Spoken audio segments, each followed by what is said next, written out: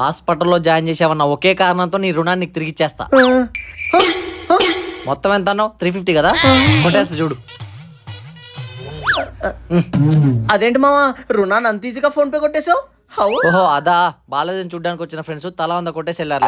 అవే నీకు కొట్టా. ఇంత టాలెంటెడ్ ఉన్నావు. ఒకటి మించి ఇంకోటి ఉన్నాడంట్రా బాబు. మీరు మీతో కలిసి ఉన్నందుకు నా మీద నాకే వేస్తానంటారా బాబు. బా ఏం రుచరా నాయన. ఇద్దరు కలుసుకొని మింగేసినాము, తీసుకెళ్ళి కప్పేసామని.